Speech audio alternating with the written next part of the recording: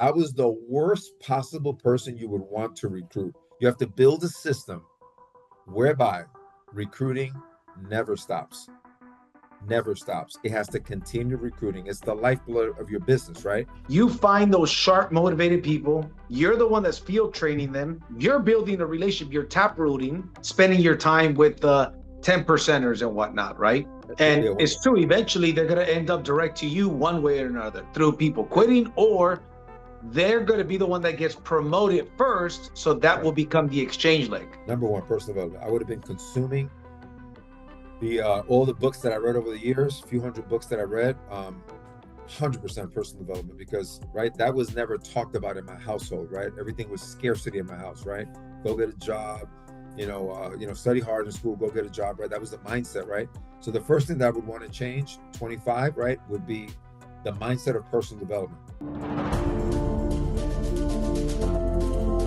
An elite NYPD narcotics detective who built multi-million-dollar sales organizations, a world champion martial artist turned empire builder. Two men, one obsession. This is the Ownership Empire Podcast. All right, ladies and gentlemen, welcome to the Ownership Empire Podcast. And I'm here with my co-host, Mr. Ed Ayala. Ed, how you doing, brother? Amazing. How you doing, JC? How's California?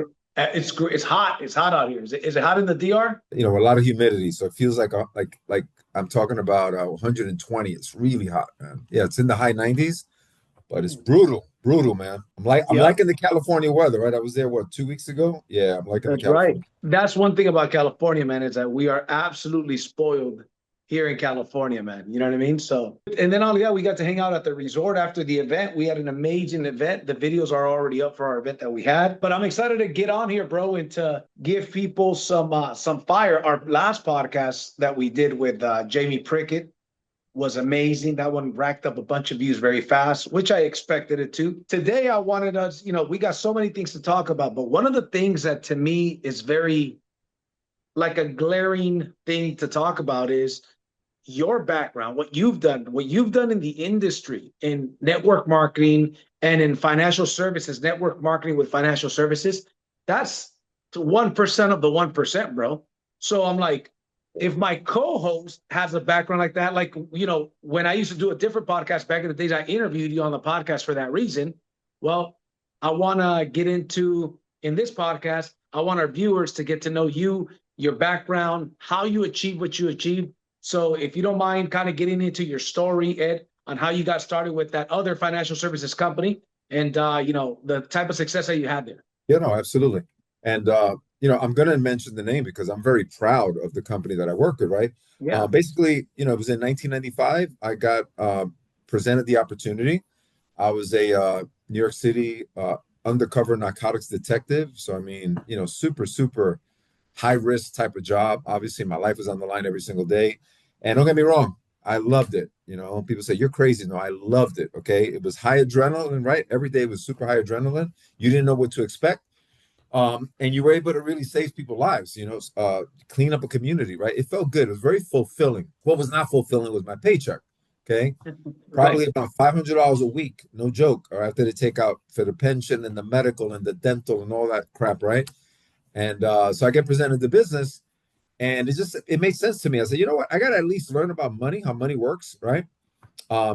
Maybe I can make some extra part-time money. And that's how, it got the ball rolling. I got interested in just making some extra money, fixing my own financial situation. I was about $16,000 in credit card debt way back. And, normal, living check to check.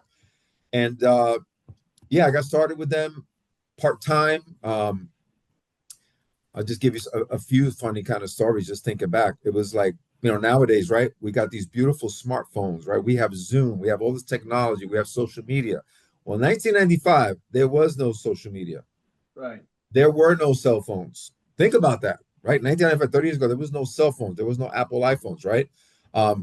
So I had to make appointments, right? Going to, first of all, trying to find a phone in the South Bronx that wasn't blown out, because they used to put explosives and blow it out so they could take all the coins out of it. Anybody listening to the Bronx, they'll comment, they'll go, that is the truth, okay? I don't know about today, but in the 90s, my God, it was hard to find a payphone because they would blow it out, right? You know, whatever the people on Interesting. drugs, yeah, just to take the coins out. So you had to go from one to the other to the other. And meanwhile, I'm working, right? If I was in uniform sometimes, because you had to do uniform detail, even though you were in narcotics, here we are, police car, and I'm like, oh, this one is not good. Go to the next block. Go to the next block. Sometimes 4 or 5 payphones to find one. Then I had a pocket full of change, put quarters in there, right, to call people to set up an appointment. That was it, or to recruit them. Isn't that crazy? Hey man, you Right. coming to the meeting? You coming to the meeting? What do you mean you're not coming to? Dude, I just wasted a quarter on your ass. Like I would get upset. I can't tell you, probably two phones I actually broke where the wire was hanging out because I hit it so hard. Yeah. Because I wasn't positive back then. I had no patience back then. I was just like, what do you mean you're not going to go to the meeting? You know what I mean? Like we risk our lives together. I'm just asking you to go to a freaking meeting, and all the cops would shoot me down. So it was a rough start. I tell everybody I was the worst possible person you would want to recruit. Because everybody looks at the after effect, right? Like you, right? They go, oh, wow, this JC's so polished, man. He's such a great presenter. He's so positive. This guy's amazing. He's made millions. Yeah, but they don't know the JC from the beginning, right? Nobody ever sees the before part. Yeah. And so I was probably the worst part, brother. I was negative, super negative, okay? Why is that? Because I always tell people, look, unless you were a police officer, right? And I'm talking about in a busy area, not some like not like in Newport Beach or something, right? Those guys are like they're getting a suntan over there. They ain't doing no police work, right? You know what I mean? Maybe they're stopping somebody for going 30 miles an hour to 20 miles over, like little BS, right? I'm talking about real police work, right? Like criminals, shootings, stabbings, like that type of stuff. Well, guess what? Every 911 call, when somebody has to actually pick up a phone and make a call, I tell people that means the shit got so bad. Yeah. It got so bad in your house or in your neighborhood or wherever you're at, right? You might be at a party that you had to say, let me pick up the phone, dial 911. It's an emergency. I want the police to come and intrude in my life, my situation, because I can't handle it. So, brother, when you get there, it's out of control, right? You might get there, and if it's a family dispute, the lady has a big busted eye, a busted, missing a tooth or something, and the guy's on the sofa drunk, and now you got to lock him up, and you say, hey, brother, we got to go. You got to go, man. And he's just he's not answering you. He's just watching the game. Sir, you got to stand up, bro. We got to take you. Got to be nice, right? He's not answering. And then, it gets physical. So I'm just saying everything was negative. I was super negative. And I tell people, when somebody calls 911, it's because somebody got shot at the party. It's not because they invited you to the party, right? Right. And so super negative. Had no selling skills, dude. Zero selling skills, right? Because you're taught, okay, especially when I went into the narcotics unit, right? When you knock that door down, every single time, like clockwork, there's always weapons. Okay, that's one thing any cop knows. The drug dealers know. Wherever there's drugs, there's always weapons. Because why? They got to protect their drugs, right? They got a kilo of crack, cocaine. They got to protect it from who? Not really from the cops. It's from the competition, right? Because they can get robbed. So there's always weapons. So you knock down that door, right? You're not there asking people, like, hey, would you like me to, would it be okay if I handcuff you in the front or the back? What do you prefer, right? That's selling skills. That's selling skills, right? I understand how you feel. I felt the same way. Let me find out. No, there's none of that. It's like hardcore yelling, get on the ground, right? A lot of cursing because you got to take over. You got to take control. Well, that's the opposite of selling, right? Yep. You can't tell sales, right? So it was rough, man. It was rough. I got to tell you, every freaking week I wanted to quit. But what would keep me in the game was going to the meeting every week. I would drive to the meeting and hear a speaker or hear a testimonial. And I go, man, you know what? I can't give up. And then Art Williams, the guy's the founder of Primerica, A.O. Williams, right? The guy was a monster, just do it. And I was listening to those tapes. Those little cassette tapes, I know it sounds corny, but it kept my mind in the game, And then, I started personally developing, listening to The Strangest Secret by Earl Nightingale, things like that. That's what changed the game for me. I turned my vehicle. Yeah, I told everybody I turned my vehicle into a university on wheels, and I was just addicted to personal development because I said, this is my way out, And man, that's how I got started. And my warm market were all cops. Nobody in my family joined me. Right. I don't think I ever sold them an insurance policy or an investment. Nobody. So my warm market was Now, cops. why though? But why not? Was it because you didn't approach them or because they were negative, closed off? Yeah, they were negative, closed off.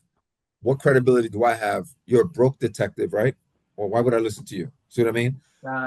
If I invited them to the business, they weren't interested. So yeah, it was pretty rough. So the people that I did know that I was tight with, right, was the other police officers. But guess what? They knew if we borrow money from each other, right? Yo, we're gonna get a 6-pack after work. I ain't got no cash. You loan me a 20 spot. You know, it was like, I know you're broke, we're broke, right? And it was like no credibility with them. No So credibility. yeah, it was rough. It was rough to, get appointments with people and recruit people. It was really, really rough.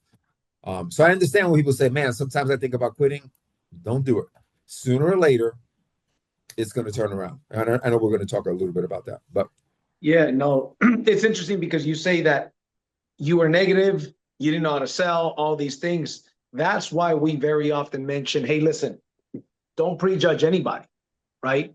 You don't prejudge anybody because that might be an Ed Ayala. Somebody you're like, oh, bro, this guy, he's not about business. He's negative and he's too aggressive and that this is not a good fit for him. You never know. Imagine if nobody approached you at one point. So I do have this question. How long did it take before you not only started to have the business click for you, but before you started having some momentum, some people on your team that were motivated, some people writing business, etc.? obviously my network were all police officers, right? So Right?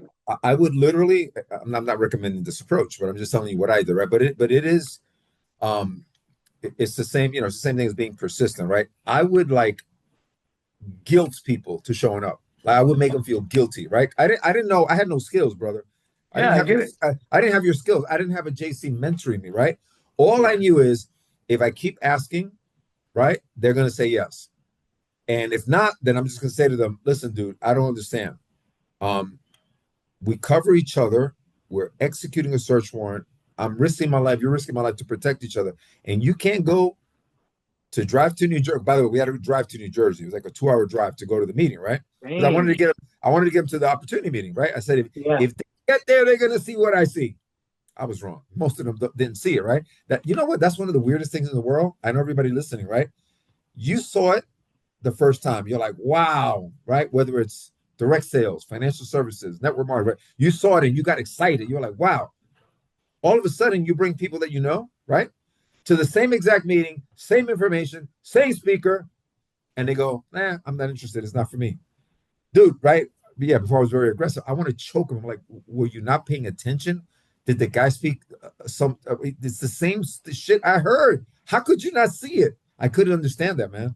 Yep. That used to boggle my mind. How is it possible that you're watching the same information I'm watching and you don't see it and I see it? You know? And then That's true. later on, I learned this. It's basically because of the programming people have had up to the point that their butt hit the seat in that chair, right? That they sat down and they get the information. Everybody's programming is different, you know. Oh, And yeah.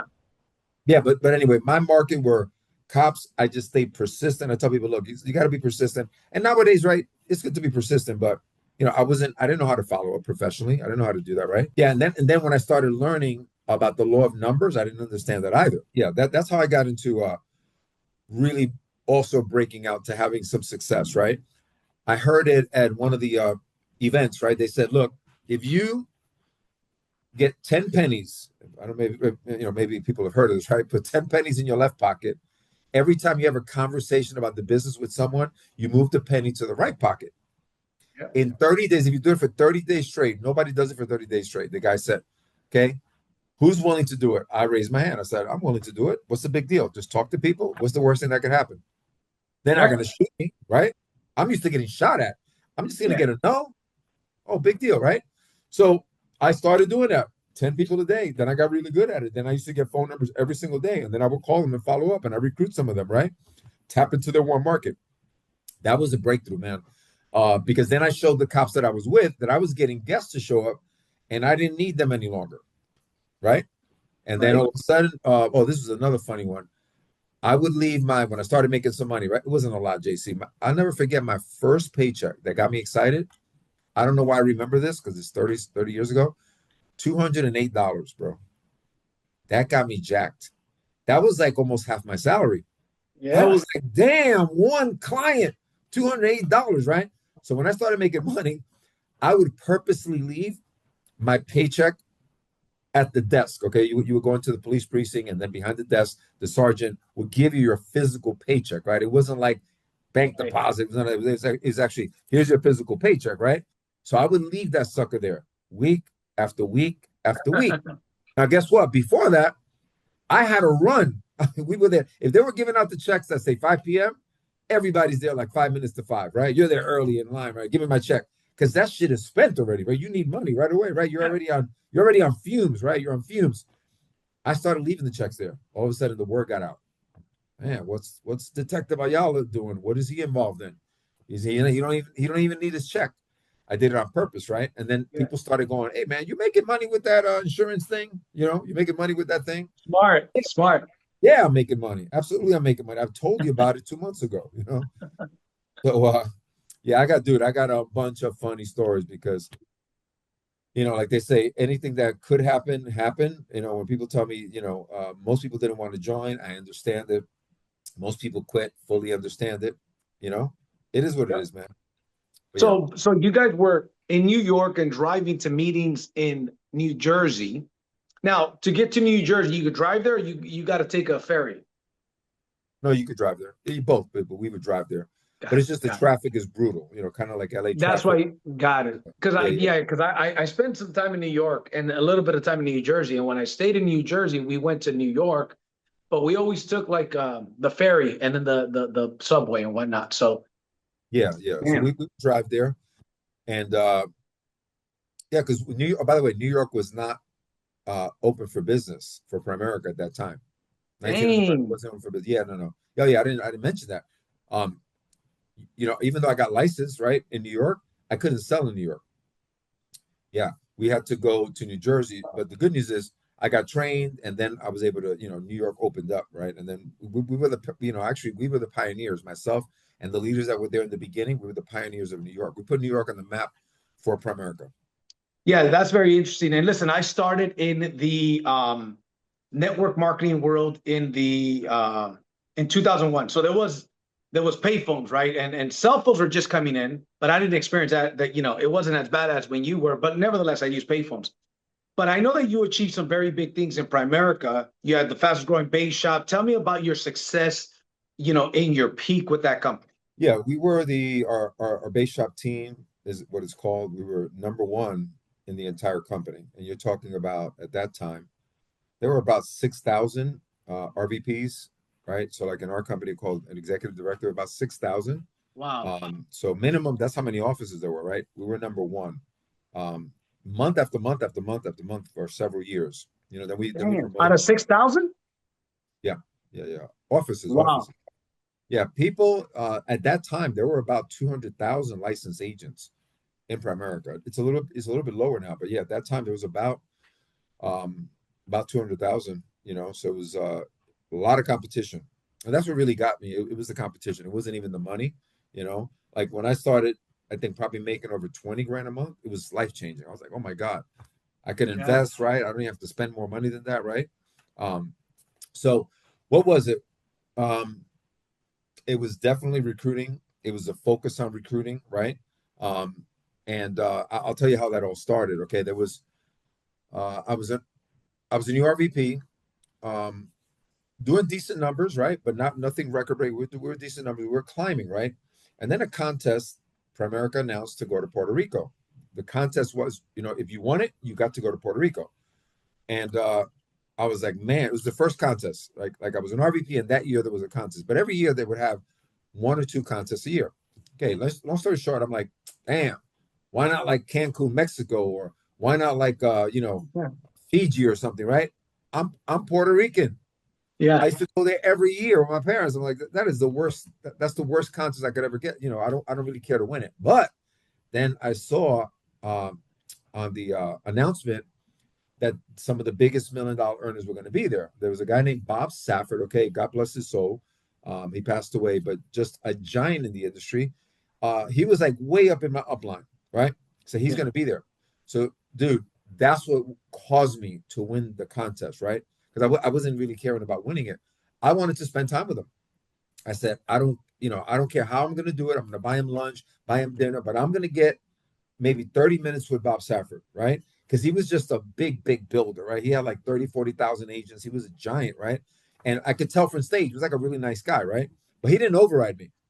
Primerica has 6 generations of overrides. I was like eighth. So he didn't even make a nickel on me, right? So that's why I said, I'm going to be persistent. I'm going to just, the answer is always no unless you ask, right? So anyway, I end up winning the contest, go to Puerto Rico, and I see him. I'm watching him, dude. Like I was surveilling, a drug lord from the old days, right? I'm watching everywhere he goes, and he gets off stage, and and then I get up out of my seat, and he's talking to people, and I'm watching. There's people in the way. I'm like, get in the way. And as soon as he walked out of the doors, out of the conference room, it was a big, there are they have meetings with thousands of people. I almost lost him, and then all of a sudden I go, oh, there he goes. Yeah, I remember he had like a light blue shirt on, and I see him walking with a little portfolio. And I say, hey, sir, Mr. Bob Safford, how you doing? I can't believe, dude, I got nervous. I actually got nervous. I'll never forget it. I got nervous, right? I'm like, why am I nervous? But it's because I've never been in front of someone worth, he was worth like 200 million at that time because he owned, he sold, he exited an insurance company and then partnered with R. Williams. Yeah. Yeah, he's a beast. He's a beast. Anyway, so he knew how to recruit and build at a very high level. So long story short, I asked him. He says, "Absolutely, yeah. Who are you?" Like you don't even know who I am, but he's got like a couple thousand RVPs, but he didn't know who I was in his organization. So then we sat down, dude, and it turned from an hour to 2 hours. Man, I was changing my little micro cassette recorders, popping out, and I'll give you the whole. I'll give you the whole thing in a couple. Yes, please. A couple minutes. Here's what he basically said. He says, "Ed, here's the key. There is no way to find an Ed Ayala a top producer just by looking at them. You can't. Okay, you can't see who's a winner from the outside, right? And Art Williams used to say, you can't measure the heart of a man or a woman, right? Who's going to be successful. Right. You got to put a uniform on them and put them on the field and see who's going to go do it. So he says, here's what you need to learn. A couple things. He goes, number one, you have to build a system, bro. This is like echoes in eternity for me, right? You have to build a system whereby recruiting never stops. Never stops. It has to continue recruiting. It's the lifeblood of your business, right? I didn't really understand why, dude. Right now, obviously, I understand why, but he said to me, you have to do what's called also selective mass recruiting. Just because you're recruiting a lot of people, you have to have a filter, a system to identify the future VPs that are going to come in. And I said, okay, great. So how do I do it, right? He says, well, here's what you do, right? You're full-time RVP, obviously, right? He goes, you're in your office, okay? You're going to call 3 hours a day, minimum, from 9 a.m. to 12, Monday through Friday. You're going to call those people and invite them to your opportunity meeting. Okay? I said, okay, great. What do I say? He told me exactly what to say. I'm saying, who am I calling? You're calling the list of people from your team. Most of them are not going to call them. They're afraid, but you're going to call them. And you're going to say, hey, Jay, we don't know each other, but Maritza, right, your good friend, your coworker, right, just asked me to give you a call. You know what she said? You're one of the sharpest people that she knows. Is that true? And every time they go, yeah, that's really nice of her. Yeah, what's going on? And then I would go into the pitch, right? It's basically creating some interest, letting them know we're expanding a company. It may not be a good fit for you, but what we like to do is, invite you down, take a look at it, right? If it is, if it isn't, you may know somebody, right? But anyway, Maritza's excited, that type of thing. And dude, he says, if you do it 3 hours a day, you're going to get, he had it broken down to the minutes. He know how many people are going to say no to you. And it's warm market, right? You're not calling out of the yellow pages, right? So he knew every day. He says, you're going to get about 12 people a day, right? You're going to get about 4 per hour, 1 every 15 minutes. Because every 15 minutes, you're going to get a yes commitment. Commitment doesn't mean they're going to show. So in 1 hour, you get 4, 3 hours, you get 12, 5 days, you got 60 people personally invited. Doesn't mean they're my personals. You with me? Okay. Right. Personally invited to the, you do that. And if you do that, then so many people are going to copy you doing that. Okay. I said, okay, great. So dude, I was just coachable, man. I always tell people, if somebody has what you want to have, the lifestyle, the money, the body, whatever it is, right? The family relationship, right? And they're an expert, they're really great at it, and they want to teach you, like, why would you not be coachable?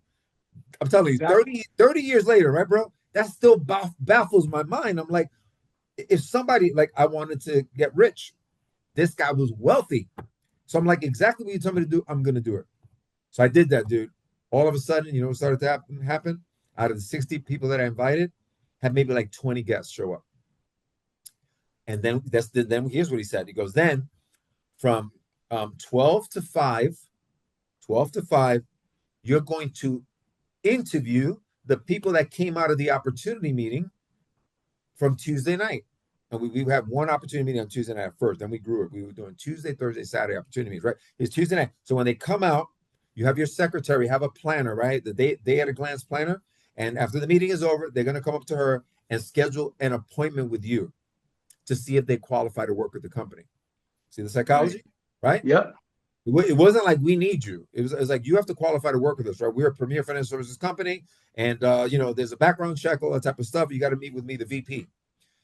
Dude, I didn't know if it was going to work. Actually, if you said that to me, I would go, that ain't going to work. But when Bob Safford said to me, I said, I'm going to do it. I'm going to try it.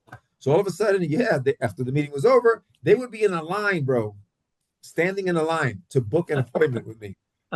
And then he taught me how to do the interview too. And I still have it. It's funny, I still have it. I got to send that to you. It's pretty cool. It still works today. I'm like, the questions he asked. Please send it to me. Please send it to me. Yeah. Remind me. Absolutely. And but he asked certain questions. He goes, Ed, these are two of the key questions. It was about 8 questions, right? To determine if you're going to work with that person or not. Oh, let me give you the psychology here, right? This is a big issue. Tell me how we really grew. It was this. It was the mass inviting I was doing. Number one, they come to an opportunity meeting. You were getting your new people's list, though, you know, especially those that were not willing to call. You were calling on their behalf to invite them to the business overview. Got it. Correct. And then everybody knew that I hired. I would say to them, listen, are you looking to just sell, you know, the services forever, or would you like to build a team, earn overrides, and have freedom? Guess what they all say, right? Oh, I want to have freedom. Great. Well, here's the deal, right? If you call these folks, right, you don't have any credibility yet, right? I'm a VP with the company. I have it. So do I have permission to contact these people? Put the list together, and I'm going to go to work for you, JC. You're going to put me to work for you. That's how Bob Sever taught me to do it. You're going to put me to work for you. I'm going to go to work for you. Okay. And then all those people that we hire, they're yours. Okay. But guess what? We're going to work as a team. Dude, it was magic. And like I said, about 20 people would show up, and, you know, it starts compounding, right? Because then we would get them to bring people. They get excited. They got people on their team. It's less likely that they leave because there's a fear of loss, right? It just so many things happen, right? When you get that recruiting machine going quickly, right? Anyway, so he says 9 to 12, you're on the phones, calling people. 12 to 5, you're doing interviews. And I'm like, but Bob, wait a minute. What do you mean 12 to 5? Aren't people at work? He goes, that's exactly right. They have to take off work to go meet with you. You're the one with the gold. And then he was funny. He was like, yo, you got the cookie. Ayala, you got the cookie. You got the gold. You have the opportunity. They don't. They're stuck in a job. And I'm like, wow. Right. The mindset that this guy had, right? Right. So then 12 to 5, that's what I would do. I would do interviews. And in my waiting room, they would come in. It looked like a doctor's office, right? Since I would have 5, 10 people waiting to meet with me, the RVP. And at the beginning, and you would interview one by one? One by one. Yeah. One by one. Yeah. One by one. One by one, every hour on the hour. Okay. Now, if it was somebody that they're a tire kicker or something like that, I would get, 10 minutes, they were gone, right? Look, it's not going to be a good fit. Thank you. You don't qualify. Literally, I'll give them back their papers because they had to pay. That's the other thing. They had to pay $199 to get on board, plus the licensing. It's hysterical, right? They had to pay to get in, right? So we had to get them. I think they still do, right? I think they still pay $200. I think it's lower now. I think it's like $99. Yeah, this is lower. Oh, got it. But think about it, right? We had to get them to sell themselves to pay money to come work with us. That's the kind of mindset he had, right?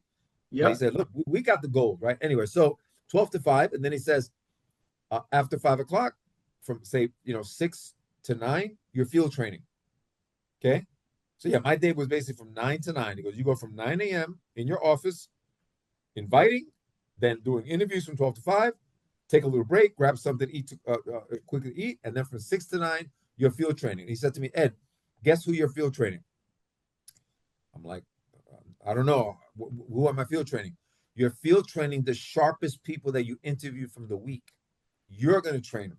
You don't let anybody else train them because you're the best on your team. So you're going to train them. You're going to build a relationship with them. You're going to duplicate yourself.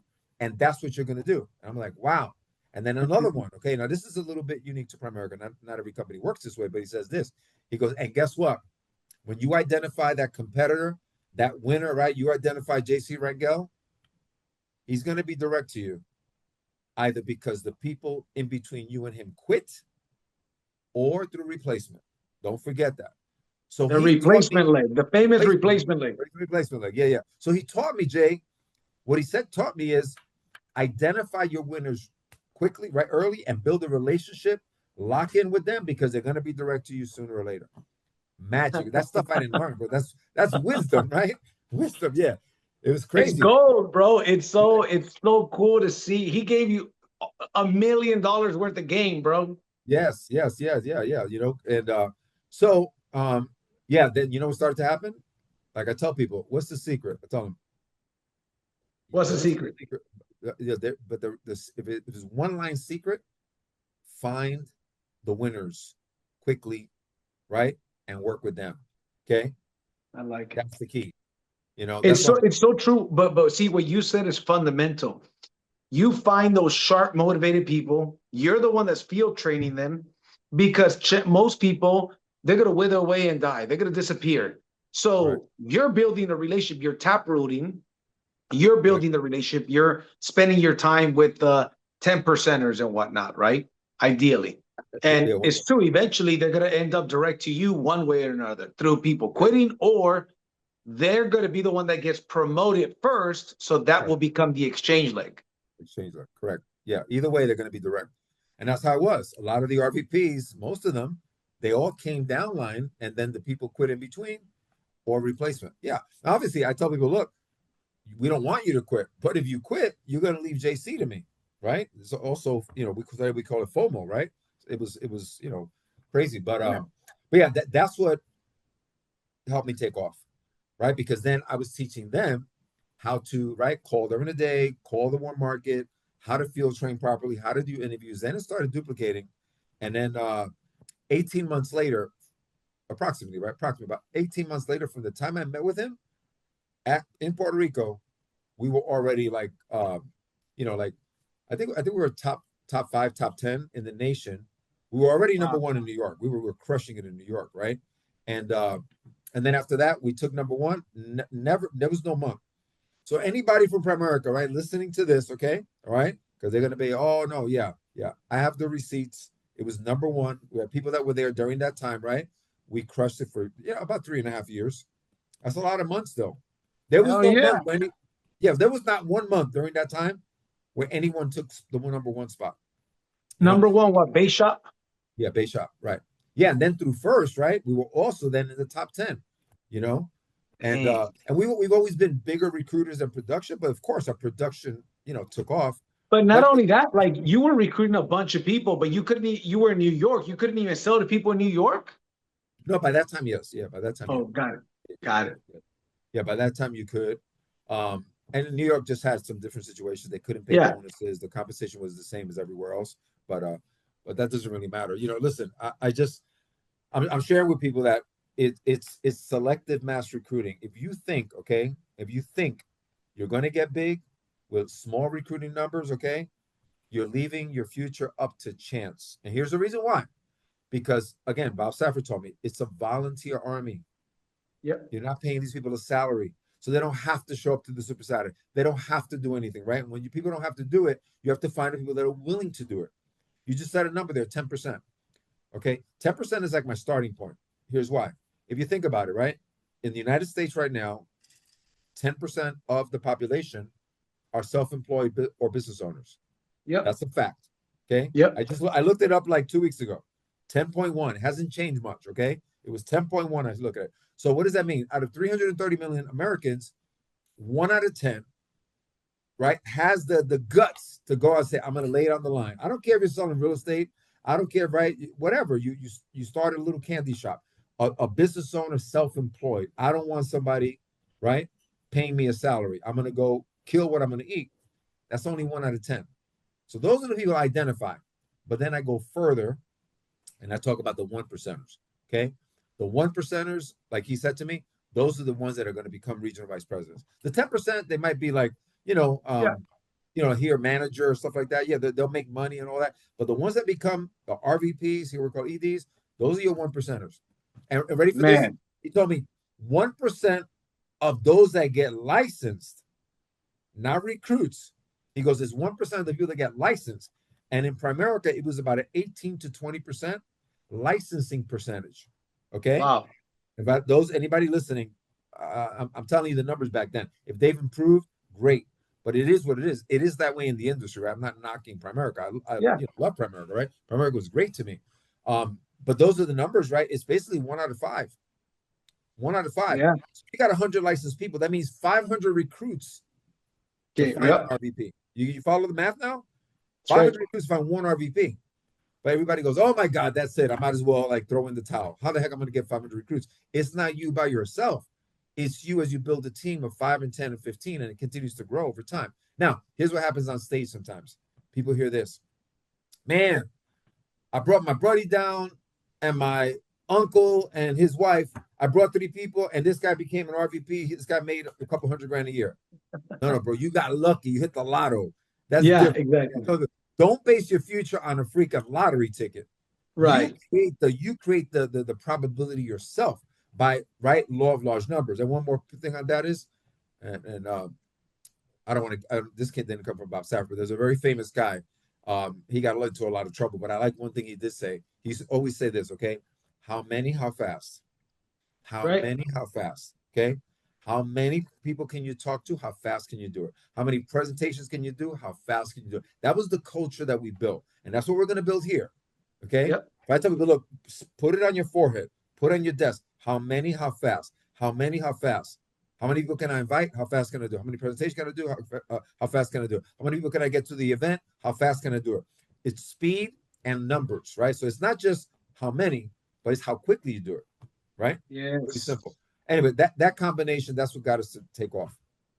Yeah, no, that makes a lot of sense. That's super impressive. How many RVPs did you have in your peak? We had about a dozen, 12, 13. Yep. Now, the other question is this. Eventually, you moved to Florida. Yep. To build. So tell me about why and how that happened. Yeah. Just went to an event in Boca Raton, we're very blessed, right? We had a great team, so we would win every contest. There was never a contest we didn't win, and went to a Boca Raton resort, and we were in Florida. And, my wife at the time, she said, you know what? Florida looks pretty cool. I set up some open houses to go look at places. I didn't even know. I was like, well, no. I love New York. We ain't leaving New York. Like, I was a full-blooded New Yorker, right? Are you crazy? New York is like the center of the universe. That's what New Yorkers think. It's the best place in the world, right? So I was like, I'm not going to just come to the open house. I did. And I was like, wait a minute. We can get $1 million home like here for, you know what I'm saying? It's way better than what we got in New York for the same money. I was like, this is crazy. A month later, we moved. She's like, damn, you're crazy. I just want to plant the seed. I said, no, this is a no-brainer. We're going to Florida. So then we moved to Florida, restarted. Oh, yeah, that's the other thing. Restarted. I didn't know anybody in Florida except the people that were in the company, right? People that were other RVPs and SVPs. I knew them from events, but they're not going to help me. They got their own team. They got their own business run. Right. I had to start from scratch. And I'll tell you guys how I did that. Might as well talk about it now. Again, back to Bob Safford. He said to me, look, if you meet with people face to face, right, you have a much higher, this is the thing. People I know today, right, they do social media. It's great. Social media is great. Zoom is great. But people have lost the human touch, man, right? Yeah. And when you can meet with somebody in person and shake their hand and look them eye to eye, right? Guess what? It's a lot warmer than on a video or Zoom. Now, don't get me wrong. You should do both, right? Because you can scale social media. You can scale using the business tools. Yes. But you should still meet with people one-on-one. So back then, obviously, right? I was already in Florida in 2000. I went there 2001. I remember after the towers came down. I was just there, just getting to Florida. Wow. So, social media wasn't rocking. I mean, I don't know if people know, Instagram was born in 2010, right? So what did I do? I would go out, right? Dress nice, business casual, right? And I would go out and meet with people. I would literally, like, if a owner of a pizza shop, a guy at a restaurant, I would say, listen, you know what? This may not be for you. My name is Ayala. How you doing? Hey, yeah, good to meet you. Yeah, listen, this may not be for you. I'm currently new to the area. I'm expanding a company and I'm looking for some sharp, motivated people. Okay. I'd love to buy you lunch or meet for coffee. Okay. And share with you what I'm doing. And you may know someone. And if not, that's okay. But I like to share with you what I'm doing. That was the pitch. And I would Wow. go out there every day, right? Because in Florida, again, I didn't know nobody. And there was we didn't do Craigslist. There was none of the stuff we got today. We're recruiting funnels and all this fancy shit. Right. So I went out there and I would meet with people. And bro, you know what's amazing? When you tell somebody I'm going to meet you for lunch or coffee, they show up, most of them, right? Yeah. Because they're going to get something for free. And they're like, all right, what's the big deal? I said, listen, the worst thing is we spent 30 minutes together and you may not know nobody. But guess what? Obviously, right, when I presented to them, the goal was to recruit them, Yeah, and it's true. it works. You So I tell you did everybody, straight up old school old cold school. market prospecting. Yeah, yeah. And it works. I tell everybody, look, I'm not saying you got to go do that. I went out to recruit, right? There's another thing, right? Go recruit as you go. Every time you go out, you go to the gym, you go to the store, you go to the mall, right?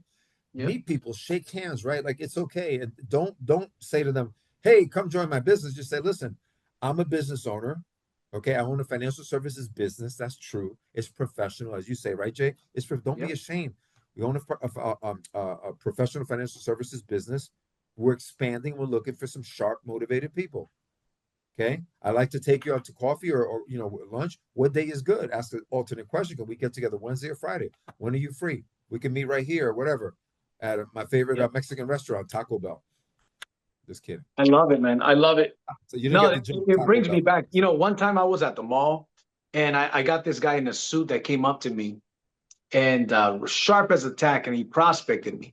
And he was with Primerica. So I guess he had an office. And I remember being surprised. I'm like, man, this guy's a company owner and he's out there still prospecting. Like, I admire that. I was already in network marketing. And then I was like, hey, I think I was with Legal Shield, which was known as prepaid legal back in the days. Yeah, yeah, yeah. And I remember telling him, I'm actually in network marketing as well. And I think I was probably at the mall prospecting too. And so I remember, I'll never forget. He says, yes, I'm over here scooping. So he said he was scoop people. You know what I mean? Wow. So that was a term that he used, but he was an RVP with Primerica. This is like 20 years ago, but no, very interesting. And yeah, see, that's the thing. Nowadays, it is so much easier, Ed. Nowadays, building a business is so much easier. Social media, ads, and yeah, it's just different, man. But no, that's super cool. Let me ask you this, bro. A little bit of a switch gears from the building side, but just in general, what are some of the biggest mistakes that you see people make that almost guarantee their failure, whether in this type of business or just in general? Number one, they don't personally develop. Okay, that's number one, right? Because your mind is what's going to get you to throw in the towel. It's your mind. There's nothing else, right? That's what it is. It's because here's the thing: if there's other people making money in that company, that means you can do it. Okay, because network marketing, direct sales, financial services, right? You know what it really is? It's talking to people. That's it. You're just talking to people, right? Yep. You're not performing heart surgery, right? You're not building a rocket to go to Mars, right? No high IQ here, right? You're just Yep. talking to people, and we teach you what to say. Okay. So what usually stops people is their brain, the mindset, right? So number one is personal development every single day. The other one is the big mistakes is people think because they got a sharp guy, oh man, that's it. I'm good. I found my guy. Wrong. He or she is probably going to quit, right? Get some people on their team quickly, taproot, okay, to lengthen the time that maybe they quit, or maybe they don't quit, right? You got to give them a fear of loss, right? So yeah, Yep. don't think right away. Don't, like they say, don't count your winners too early. Okay, you don't know. Yeah. Yeah. The other That's one is, true. doesn't matter what people say, right? Everybody talks a good game. It's the results. Okay. Yep. They could talk, man. Oh my God, I'm gonna cut. I've been looking for this all my life. Great. You know what? Let's see what they do. Okay, challenge them. That's a great point. There's been many a times me in my career where I think, oh man, this guy, he's going to blow this thing up. And now that I'm a lot more mature, I don't get really that excited about anybody. I'm always frontline recruiting people and working with the willing. I tell people 3 rules to building. Prospecting is everything. Fortune is in the proper follow-up. and work with the willing, and never stop going frontline. I'm always going frontline. Before you know it, I have a bunch of legs that popped off. I'll tell you a quick story. The CEO of a company I used to work with in the solar industry, I mentioned the name, I don't mind mentioning the name now, Power. Jonathan Budd, the owner of Power, tells me, hey, let me look at the numbers with you. And I was like, what numbers? He says, your team numbers. I said, oh, got it. I was like the number 3 producer in the company because number 1 and 2, I was on their team. So I pushed them to number 1 and 2. So he says, I was doing 130 installs a month with my team. By the way, average install is $50,000. So 50,000 times 130 per month. So it's a lot of volume, right? Anyways, he says, your biggest leg, your biggest team is producing 16% of your volume. That goes to show how wide you are. And I'm like, yeah, man, I don't ever take my foot off the gas. I'm always frontline recruiting people, and I'm working with them. I never stop recruiting, and then support, and then I plug people into the system that I've created. When you know how to build, you know how to build, right? I have another question here before we go, bro. If you had to start over again, bro, no money, no experience, you had to start over from scratch right now, tell me what you would do. YouTube is free. So I'm telling everybody here, YouTube is free, right? Whatever you lack in, right? If it's leadership, if it's goal setting, whatever it is, right? There is content, right, on YouTube. Okay, stay in touch with our channel. By the way, we're going to be covering all that. There's content out there that can help you, and it's totally for free. Okay. Yeah. So I would stop watching any TV series. I would be doing nothing. Okay. Other than spending time with your family. You go to church, right? And doing the business, getting good at the business, right? So that doesn't cost anything. That's just your time, right? And you are going to accelerate your success, your future success. I mean, you're going to compress time frames. Why? Because if you get this right here, okay, and you learn how to set goals. And I'm going to give somebody a tip about goal setting, okay? I've really studied this over the last couple of decades. It really is so simple. I don't care if you look at Steve Jobs or any of the big successes. I've read a lot of their books. You know what they do every day, Jay? They write down their top 3 most important things they got to do that day. I'm talking about, right? The CEO of Apple, right? You know what I'm saying? Of Apple, right? Became a multi-billion-dollar company now in the trillions, right? And he's not the only one. Okay, you can AI it. How many top billionaires, right? And CEOs, they say, okay, today, the top 3 things. They say 3 to 5, no more than 5, but 3 to 5. So in my phone, right? I call it my Fortune 5 list. Fortune 5. Every day, I got to do the top 5 things, okay, that are the most important, not the most comfortable, the most important to hit my goals. And here's what happens. When you physically write them down, okay, this is my goals book here, right? You physically write them down, and then you close your eyes and you visualize, right? Hitting those goals. And you do it every day, all of a sudden your mind goes on autopilot. And you just do stuff. You're more focused. You're getting more results. Why? Of course you're getting more results because you're doing what you're supposed to be doing and doing the most important thing first, not what's comfortable. Right. That doesn't cost any money. See, right? That don't cost the money. Leverage social media. That doesn't cost any money. I'm gonna give somebody an idea here. Maybe somebody here will do it. Jay, I think you'll like this one. I just thought about it right now. Watch. What if somebody said, you know what? I'm gonna launch Instagram, okay, and maybe YouTube.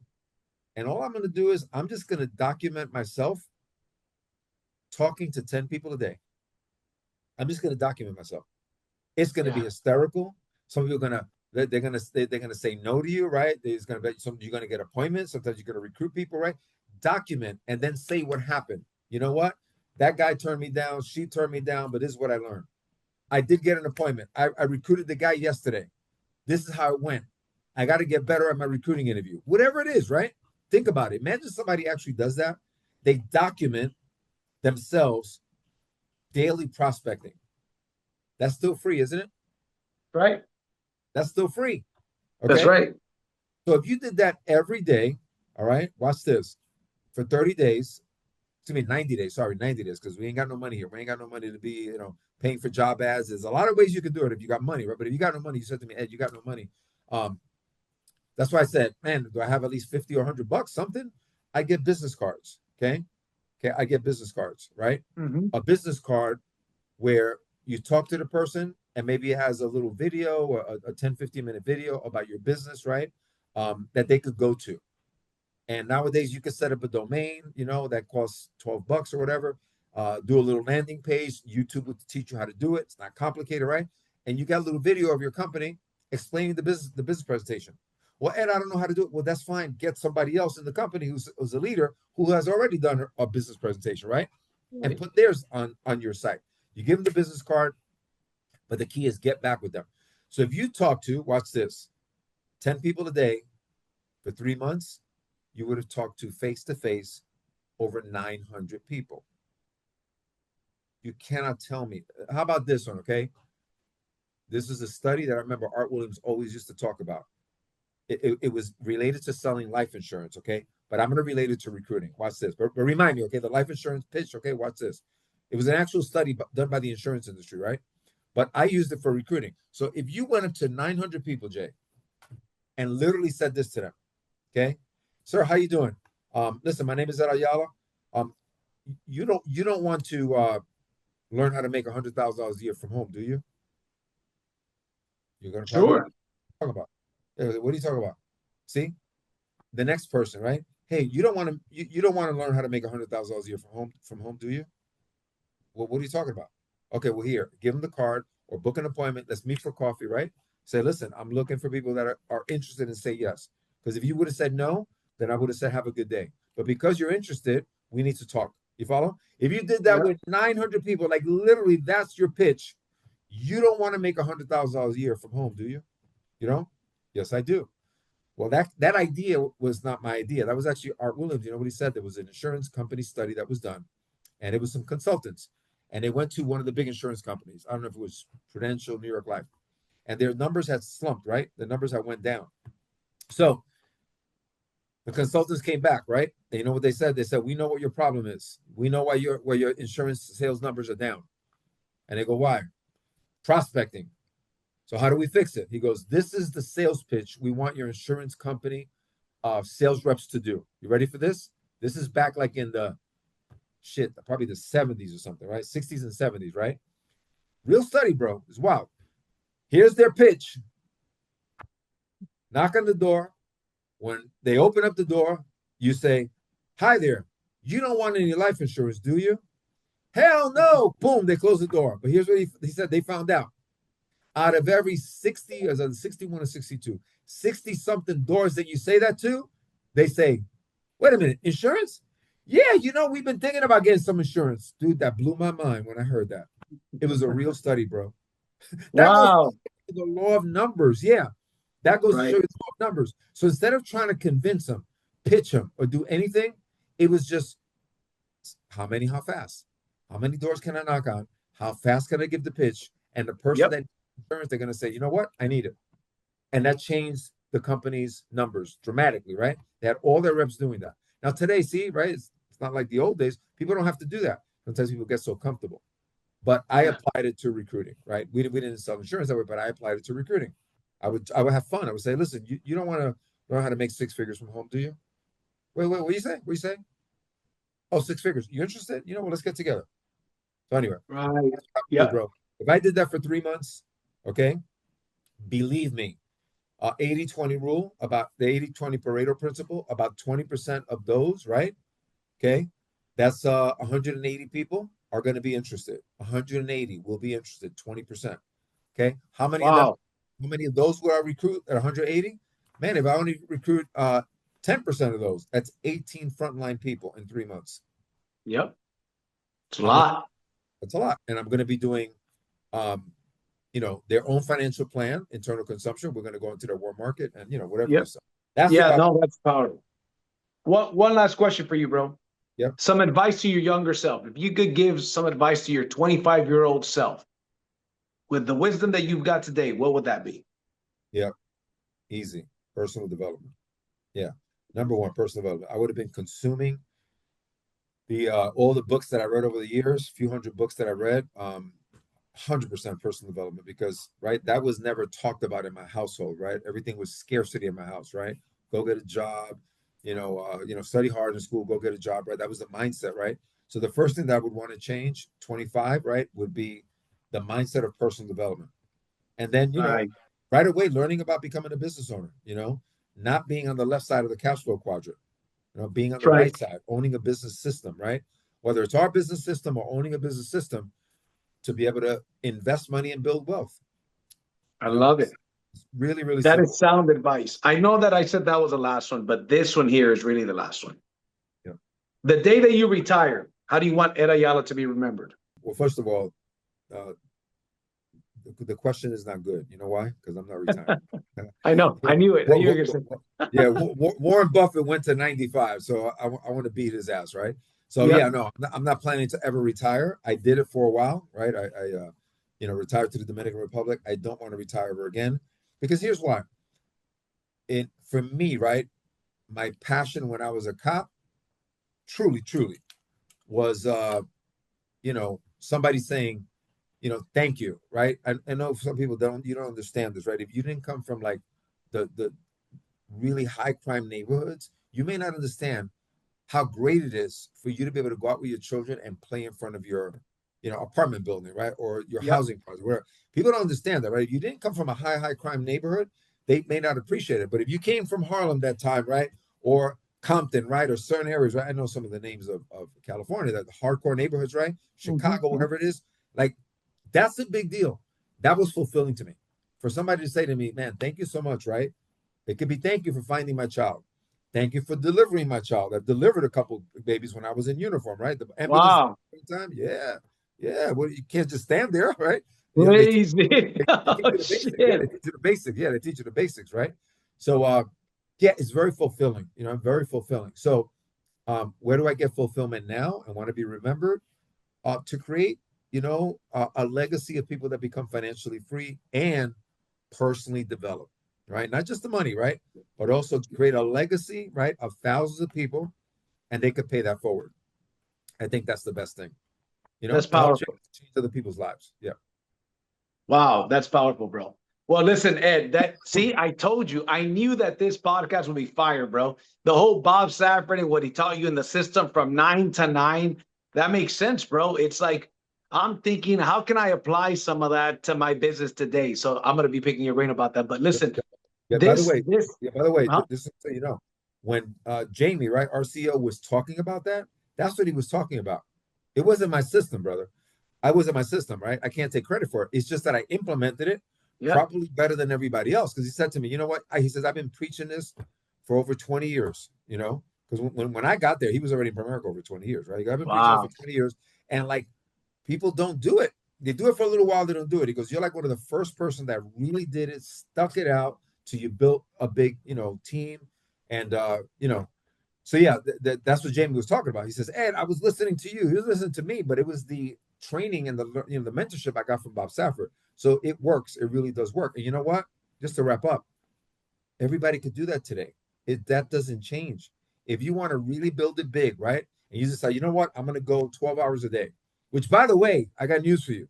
That's what Jeff Bezos did to get wealthy. That's That's right. what Elon Musk still does that. He works 100 hours a week. Okay, 12 Yeah. hours a day, 5 days a week. That's only 60 hours a week. You own your own business, right? How many? How fast? How quickly can you get this done? Right? That's not a big deal. 12 hours a day. If you go from 9 a.m. to 9 p.m., 9 to 12, you're recruiting, inviting to your presentation, right?